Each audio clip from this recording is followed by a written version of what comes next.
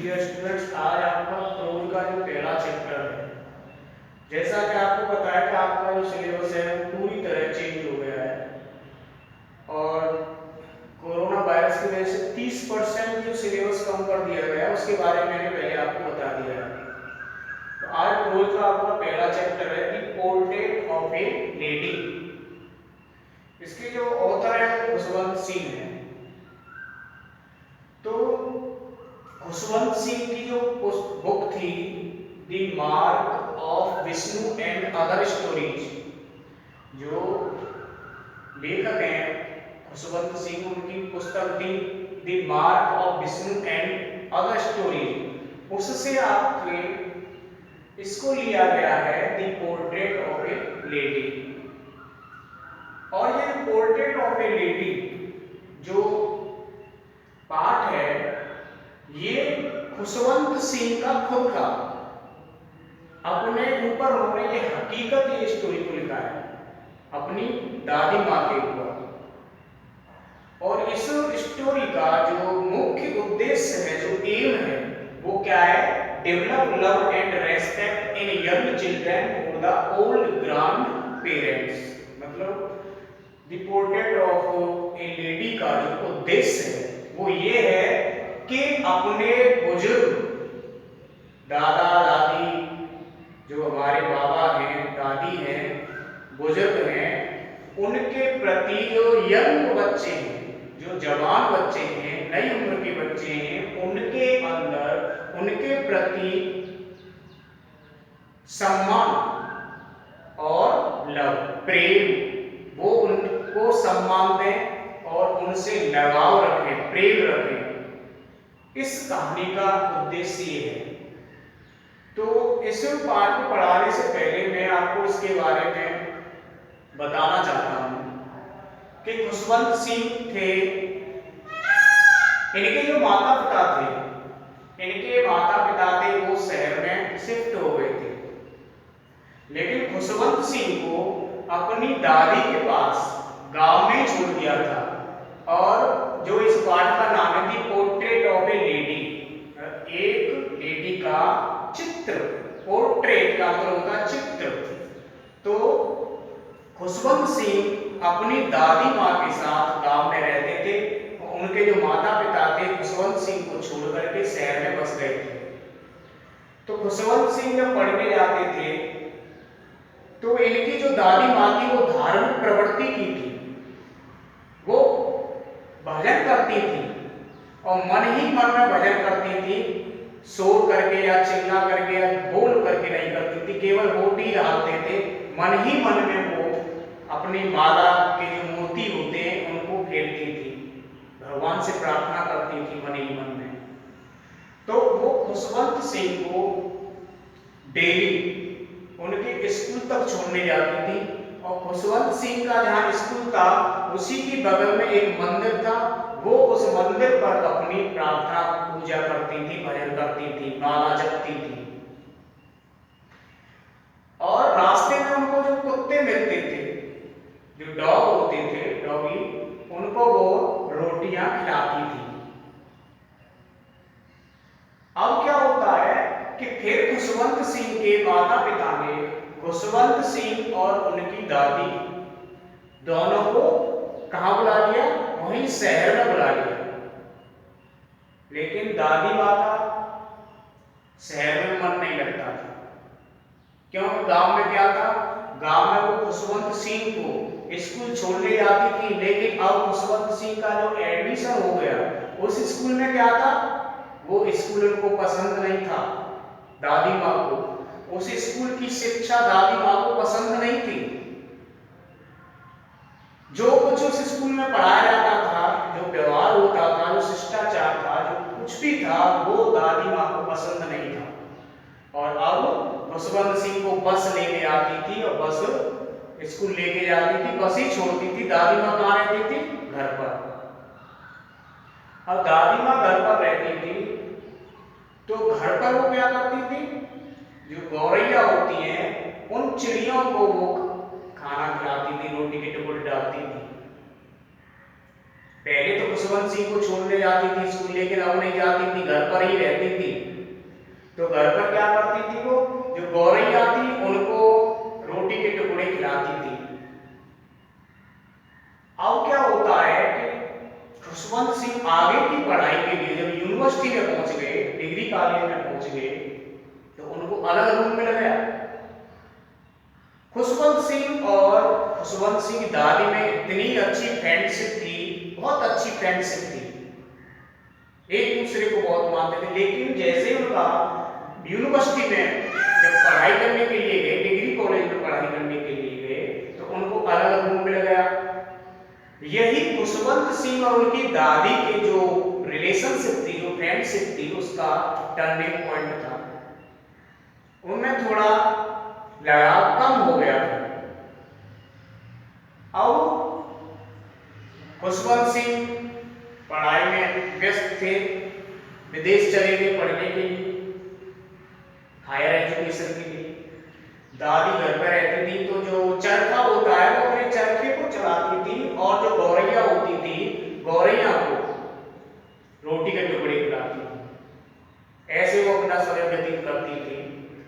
एक दिन क्या होता है, जब अपनी पढ़ाई पूरी करने के बाद खुशवंत सिंह वापस आए, तो खुशवंत सिंह की दादी ने पूरे मोहल्ले में बुलाया दिया, पूरे मोहल्ले की लेडीजों को बुलाया और ढोलक ली, ढोलक को बजाया, गाने गवाए, और उस दिन इतने गाने गवाए, उन्होंने ढोल बजाया, पूरे दिन भजन नहीं किया, प्रार्थना नहीं की थी, भगवान के लिए जो भजन करती थी। रात को सो गए। सुबह क्या होता है, देखते हैं कि उनकी कोई मूवमेंट नहीं कर रही थी दादी माँ, उनको प्रेयर भी नहीं कर रही थी, अर्थात वो खत्म हो गई, मर गई। वहां गौरैया इकट्ठी हो गई।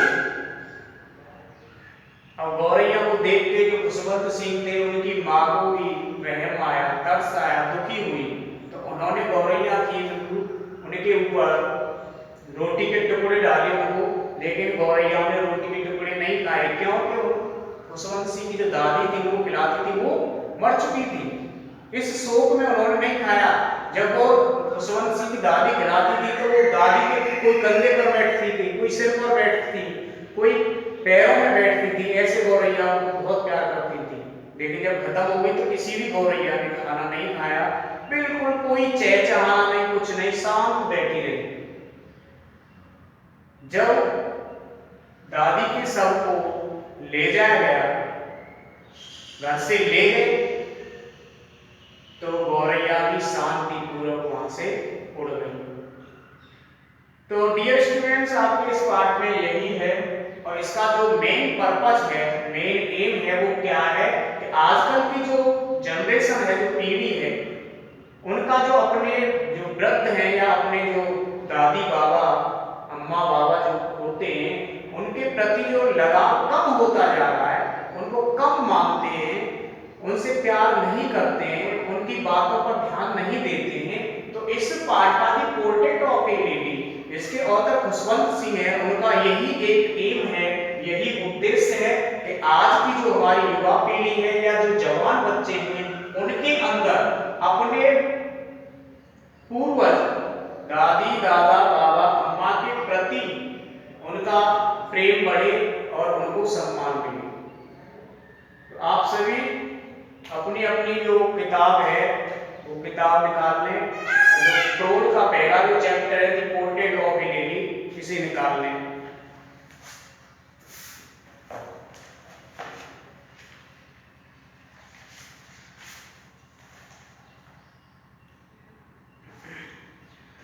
तो my grandmother like everybody's grandmother was an old. इसमें खुशवंत सिंह जो लेखक है वो कहते हैं कि माई ग्रैंडमदर मतलब मेरी जो दादी थी, लाइक एवरीबॉडीज ग्रैंडमदर, मेरी जो दादी थी वो कैसी थी, जो लाइक एवरीबॉडीज ग्रैंडमदर, मतलब प्रत्येक व्यक्ति की जो दादी माँ होती है, उसी प्रकार मेरी दादी थी। बाल एंड ओल्ड वुमेन, वो एक बूढ़ी औरत थी। She had been old and wrinkled for the 20 years. She had been old and wrinkled for the 20 years that I had known her. She had been old, वो बूढ़ी थी, and wrinkled for the 20 years, और उनका जो चेहरा था उस पर झुर्रियां थी, सिकुड़न थी। For the 20 years, मतलब 20 सालों से मैं उनको देख रहा था। That I had known her, मतलब जब से मैं उनको जानता था, अर्थात 20 साल से मैं अपनी दादी माँ को जानता था। कहने का मतलब यह है कि जो लेखक है उनकी उम्र 20 साल है। 20 साल की उम्र पर वो बताते हैं कि जब मैं 20 साल से उनको देख रहा था तो मेरी दादी माँ कैसी थी, बूढ़ी थी, और उनके चेहरे पर क्या था, सिकुड़न थी, झुर्रियां थी। और मेरी दादी माँ ऐसी ही थी जैसे अन्य जो लोग होते हैं उनकी दादी होती हैं।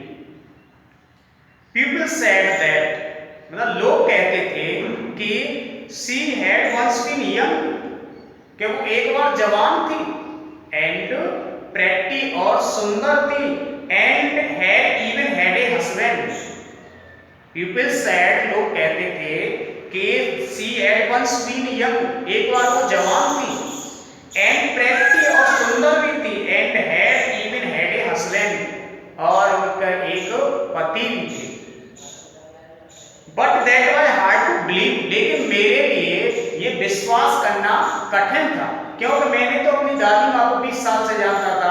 20 साल से ही मैंने अपनी दादी माँ को देखा, तो दादी माँ कैसी थी, बूढ़ी थी, चेहरे पर झुर्रियां थी। लेकिन लोग क्या कहते हैं कि ये जवान भी थी और ये सुंदर भी थी और इनके पति भी था।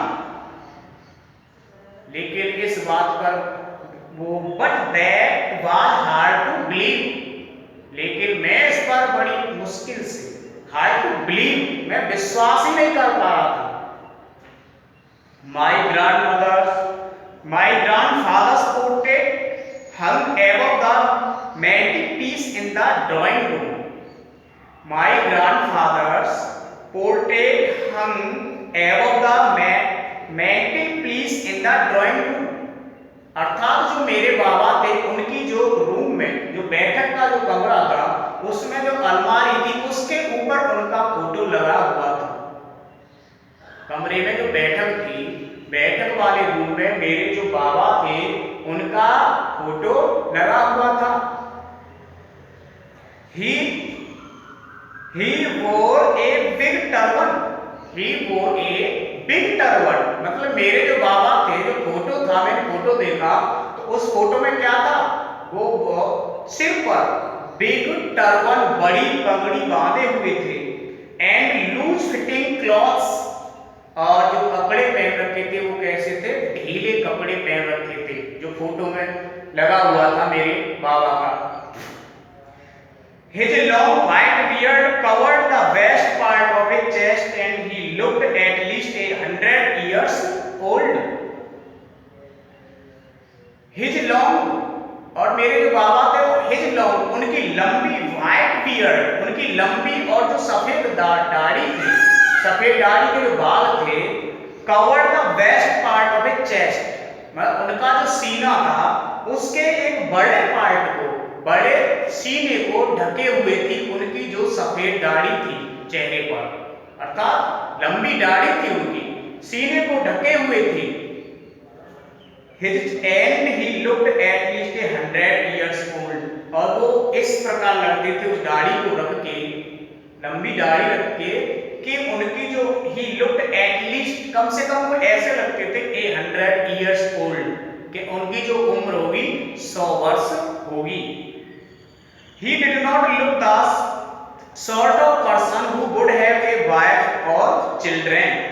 He did not look the sort of person, वो इस प्रकार के आदमी दिखाई नहीं देते थे, वो इस प्रकार के व्यक्ति दिखाई नहीं देते थे कि who would have a wife or children, कि उनके पास एक पत्नी होगी और बच्चे होंगे। He looked as if he could only have lots and lots of grandchildren, मतलब he looked as if, वो ऐसे लगते थे जैसे कि मानो he could only have lots and lots grandchildren, कि उनके ज्यादा से ज्यादा, अधिक से अधिक क्या हो गए, नाती पोते, बच्चे, ग्रांड चिल्ड्रेन, नाती पोते होंगे। मतलब वो कैसे नहीं लगते थे कि वो ऐसे नहीं लगते थे, he did not look the sort of person, he did not look the sort of person, को इस प्रकार के व्यक्ति नहीं लगते थे कि who would have a wife or children, कि उनके एक पत्नी होगी और बच्चे होंगे। he looked as if, वो कैसे लगते थे, जैसे कि मानो he could only have lots and lots grandchildren, कि उनके पास अधिक से अधिक, केवल अधिक से अधिक नाते पोते होंगे, ऐसे लगते थे। As for my grandmother being young and pretty, as for my grandmother, जैसे मेरी जो दादी माँ थी, being young, जो जवान थी, and pretty, सुंदर थी, the thought was almost revolting, मतलब as for my grandmother, मतलब जैसे मेरी दादी माँ के बारे में कहा जाता था, लोग कहते थे कि being young, तो वो भी जवान थी, and pretty, सुंदर थी, तो the thought, बात, मतलब ये जो विचार है लोगों का, वो विचार मुझे कैसा लगता था, बात ऑलमोस्ट रिवोल्टिंग, ये जो विचार था मुझको कैसा लगता था, जैसे कि ये विचार घृणा वाला, अर्थात मैं उसको पसंद नहीं करता था उस विचार को, कि मेरी दादी माँ सुंदर भी होगी और जवान भी होगी, क्योंकि लेखक तो केवल 20 वर्ष से तो जानता था अपनी दादी माँ को। She often told us the games she used to play as a child. She often told us of the games, वो हमेशा, she often told us, वो हमेशा हमको बताती थी, the games, उन खेलों के बारे में, she used to play as a child, जब वो बच्ची थी, छोटी थी, उन खेलों को जो खेलती थी, उन खेलों को बारे में हमें बताती थी। That seemed quite absurd and undignified on her part, and we treated it like the fables of the prophets she used to tell us. That seemed quite absurd and undignified on her part, उनके लिए ऐसा